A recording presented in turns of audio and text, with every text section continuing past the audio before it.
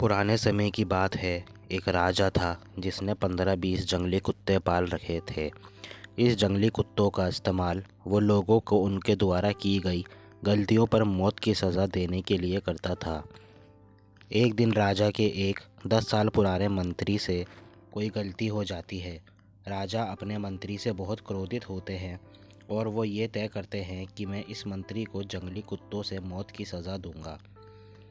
राजा ने मंत्री को जंगली कुत्तों के सम्मुख फिकवाने का आदेश भी दे दिया।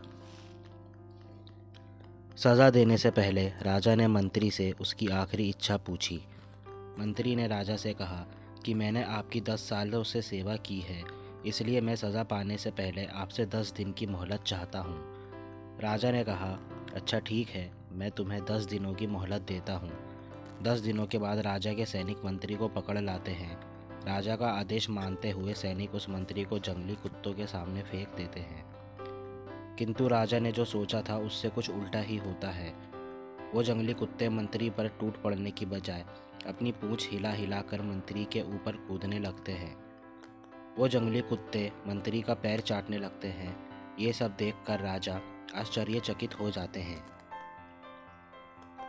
राजा से ये सोचने लगते हैं कि ये जंगली कुत्तों को क्या हुआ है, ये कुत्ते इस तरह क्यों व्यवहार कर रहे हैं। अब राजा से रहा नहीं गया और उन्होंने मंत्री से पूछ ही लिया, ये सब क्या चल रहा है। ये जंगली कुत्ते तुम्हें काटने की बजाय तुम्हारे साथ क्यों खेल रहे हैं। मंत्री ने जवाब दिया, राजा जी, मैंने सज़ा से पहले आपसे 10 दिन की मोहलत ली थी और उसी समय मैं इन बेज़ुबान जंगली कुत्तों की सेवा में व्यस्त हो गया था। मैं हर रोज़ इन कुत्तों को खाना खिलाता था और उनका अच्छे से ध्यान भी रखता था।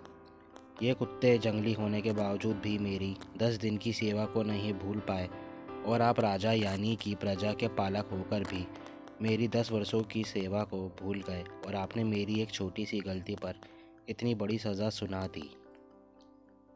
राजा को मंत्री की बात सुनकर अपनी भूल का एहसास हो गया और उन्होंने फौरन मंत्री को आज़ाद करने का हुक्म दिया।